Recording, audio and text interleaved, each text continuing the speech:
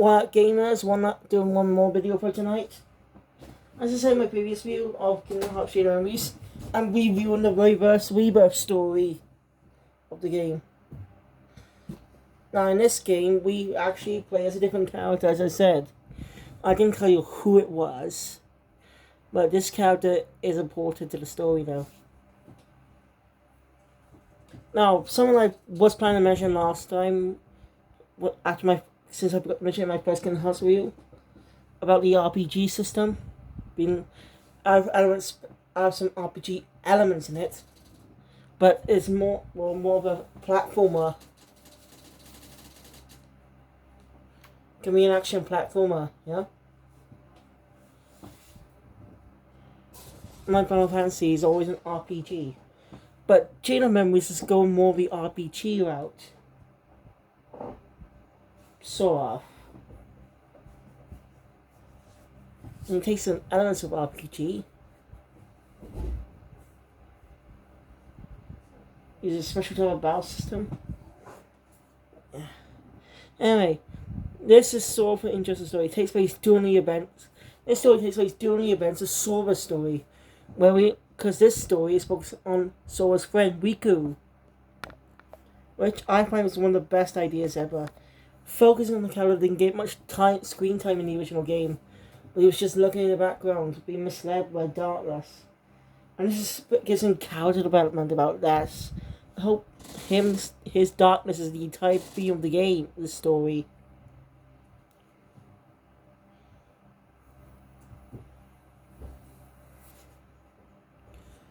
So here we go.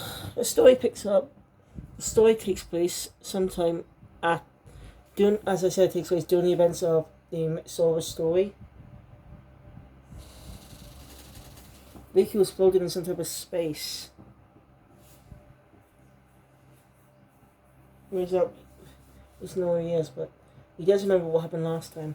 He and Mickey closed the door to darkness. I'm not sure if he wasn't sure if he ever see his friend again. But he doesn't know what a kin is. So yeah. So a mysterious voice tells him he should stay asleep. But gives him asks him to conquer to summon. I don't remember. Basically telling him to choose his own story. To make his own choices. That's right. So, it gives Riku a card, like the one Sora uses throughout the game. And he's transported to Castle Oblivion. I forgot to mention that was what it was called the last time. So, yeah. I did forget to mention that, so sorry. Anyway. I haven't seen this video in a while, but I originally thought it just took place slightly before the events of Kingdom Hearts Chain of Memories. But then starts going into it. But now it takes place sometime doing it. Yep, that's a sort of story, but that's not much impact. But we do learn some interesting things. So yeah. So the card he's got, Riku visits one of the worlds. Ends up being Hollow Bastion, where he runs into a memory of Maleficent. No one around but him and some dark creatures. Basically saying that it's darkness inside him. He pushed all his friends away. He pushed everyone away. Riku refused to believe it, but deep down he knows it's true. He let the darkness control him in the first place. Something he regrets. I really like that emotional weight for the character, giving him some development.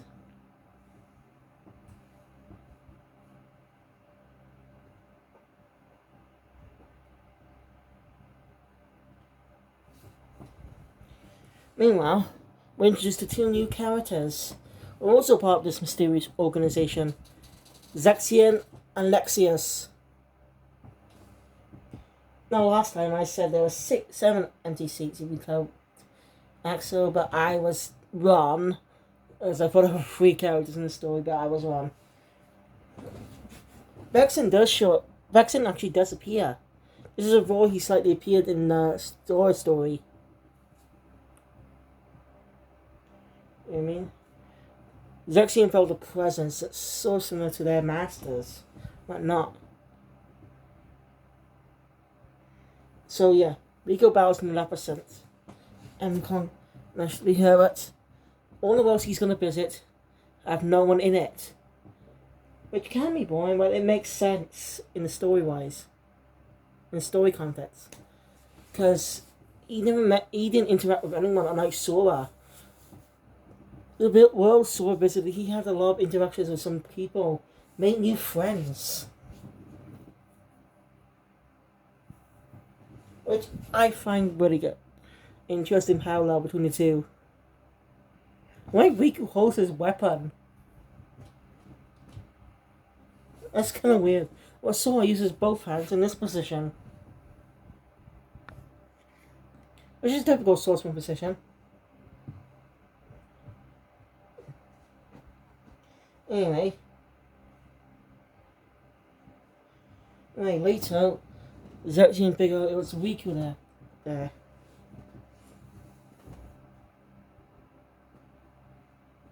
And Riku discovers that the person behind, one of the people behind this is none other than Ansem.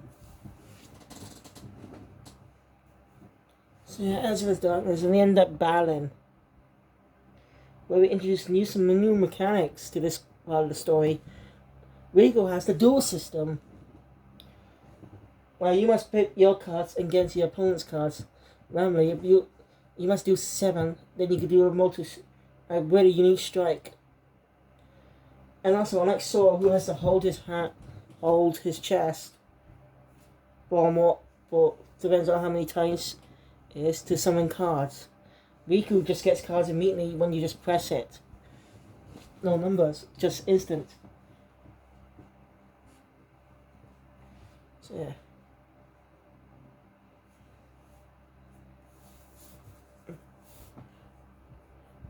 Anyway, Mickey managed to make contact with Riku. He's not physically there. He's trying to find a way out there. He will come and help. Riku's on his own. He doesn't even know Sora's here. And during the story, we get the points in time of some events that happened. We even see fake Riku. Here's the beginning, actually. Basically, Vexen gathered data from his battle against Riku. It makes sense, pieces fit together, how they got the data. That is clever. I really like how they put the pieces together. But it makes the timeline more and more complicated. And the end of the Sora story is technically a retcon, but not a retcon at the same time. It's a make-con? I think, no.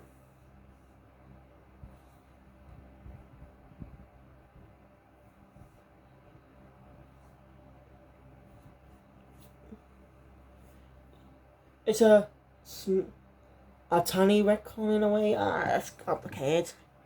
Okay. I'm sure I didn't get the chance to look at a page that says Top 10 retcons in Kingdom Hearts. Yeah. I'm gonna try my best to pay more attention to the story. But if you want to get this muddled timeline, if you want to know the timeline for this, well, this whole muddled stories, go check out a timeline video or something.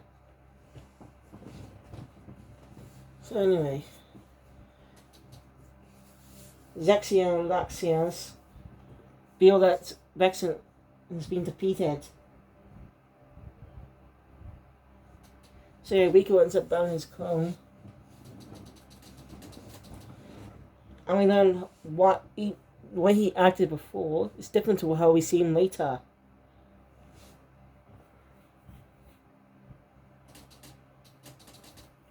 Yeah, he's gonna try and he's taking down the real Riku.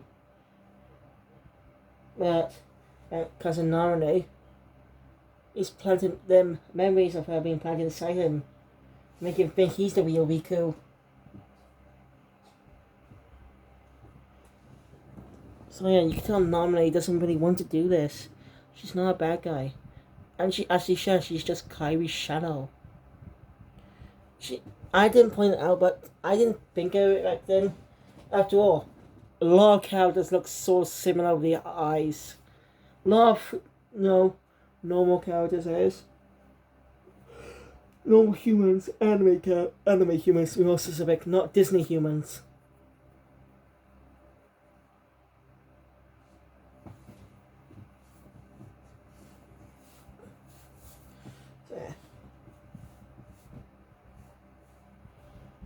So yeah, Riku has to constantly deal with saying he's afraid of his own darkness.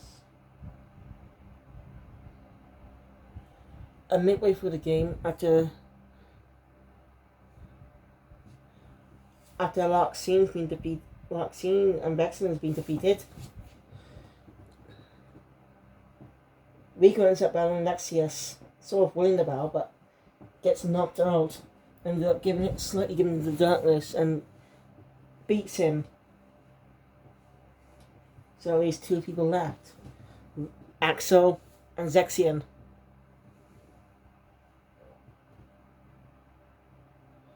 So yeah. So that Riku does battle the fake at a certain time.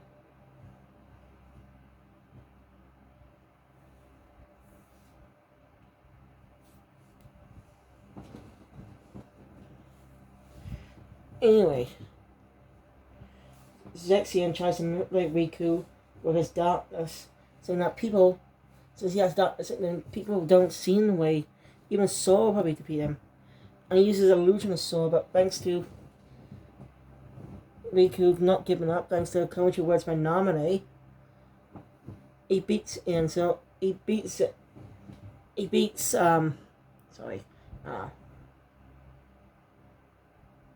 Zexion. Sorry, sometimes I forget their names. But Zexion managed to escape for now. At this point, Malusha's also been defeated. Axel shows up with the replica Riku, which we know what he did with it after doing the ending of Sora's story. As I mentioned before, you see him appear in front of replica Riku.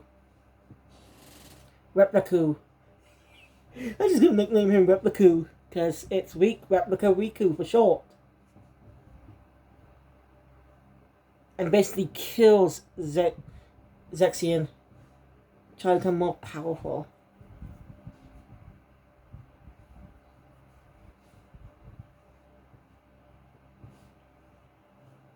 After that, Mickey finally makes appearance, and he gets there. He's been trying to, and somehow, as he says, he's trying to escape the darkness. And a car just appeared, taking him there. So he uses that, and so Riku and Mickey end up in Twilight. It still doesn't have a name yet. So I'm not gonna spoil it. Ugh. No, wait. I think it really to be Twilight Town. Yeah, I didn't really pay attention. Riku ends up encountering an answer, but it turns out not to be him. It was just a fake. Because Riku's grown stronger at this point. Learn to control the dark. Learn to not be afraid of his own darkness. And I really like that character development. It gives him something very interesting about this story. Making Riku much more than just a Sora's friend who gave into darkness. This character development is why we like Riku. Why he became a mainstay in the series since then. And it was the first time we played as a different character than Sora. After all, throughout Kingdom Hearts 1, we only play Sora. Which makes sense, he's our protagonist. We don't have any other campaigns. And during the Chain of Memories, we have Sora's story. But now they give us the option to play as Riku.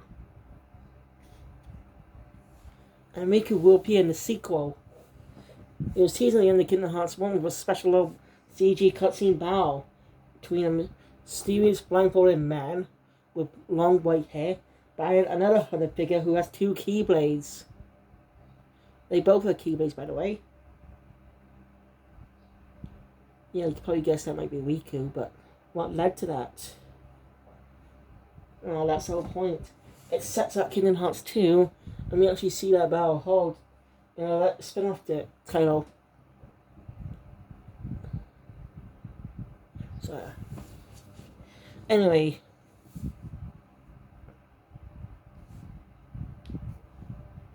Turns out, the person who wants to help Riku conquer the darkness is a mysterious masked man named Diz. Now, I know who he is, but I want to slightly explain something before. But and I'll come back to this when he's revealed in the second game in Kingdom Hearts 2. Diz has some tan, dark skin under him when we can see his facial features. But who he's revealed to be, he's wow. As I said, I'll come back to that when the reveal happens in the sequel. And by the way, this game it's technically not the last time we see young Sora, but what I mean is, well, it's interesting how they give the character in the sequel.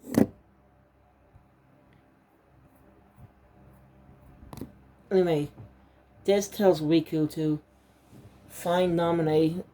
Once he finds Naminé, he can make his own choice. Anyway, Riku ends up at a building, ends up banning his replica. Repliku. Yeah. But when has an emotional moment. You know what I mean? Sure, emotional moment, but this is gonna be the last time you see Repliku. He'll appear again in the future. So keep your eye out for that. Anyway, after that, Riku and Mickey, Midnight and Mickey. And Riku finds and meets Naminé.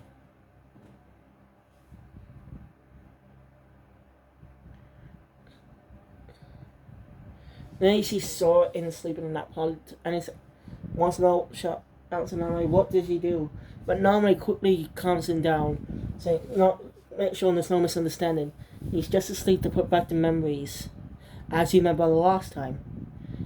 So yeah, the timeline can be muddled.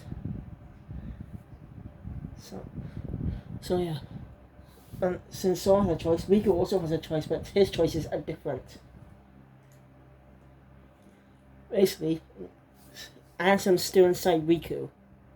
Trying to get control someday.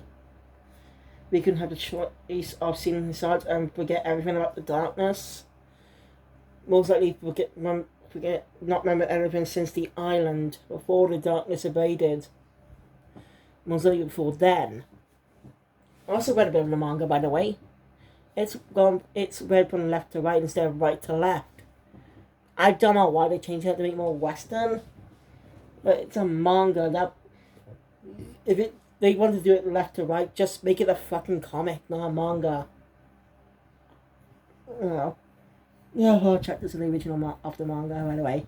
I'm gonna try my best to get through all of them soon, but I still plan to read JoJo as well. Anyway. Hugo chooses not to have his heart sealed. Instead, he's gonna defeat Ansem. Gonna conquer him. So yeah. That was a fun little moment too.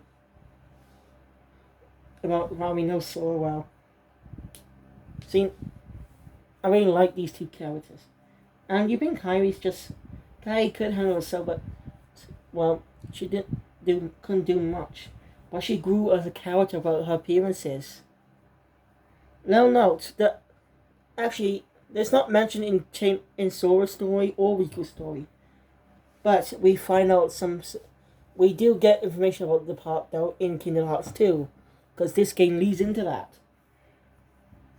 So I do not know Kingdom Hearts Chain of Memories was just originally designed for Nintendo DS, because that came out sometime in 2004, I think.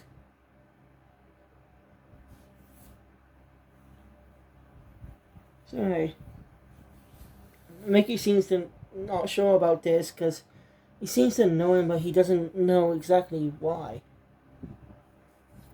Anyway, Riku's gonna conquer Ansem, and he's gonna do it alone.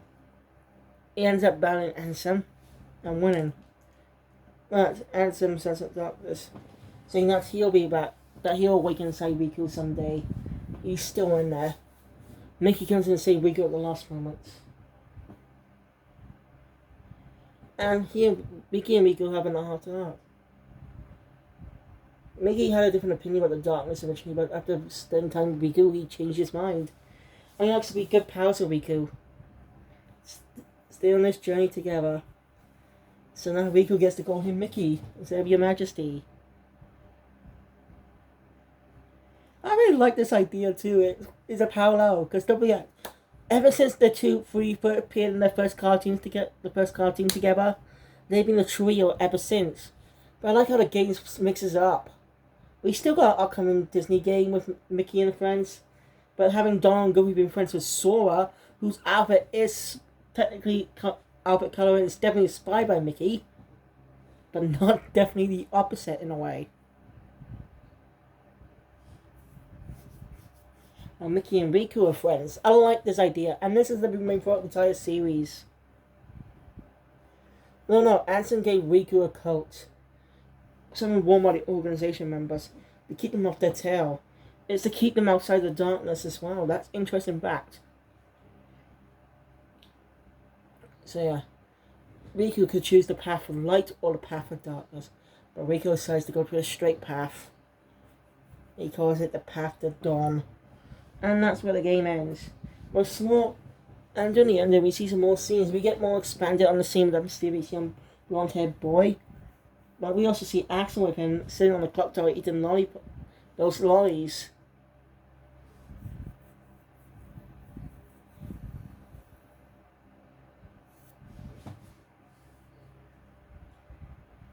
We also see a slight epilogue of Mickey and Riku there. And that's it.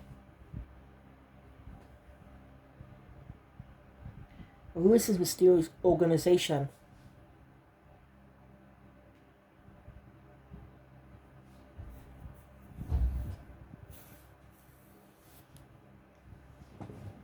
We don't know who this organization is, but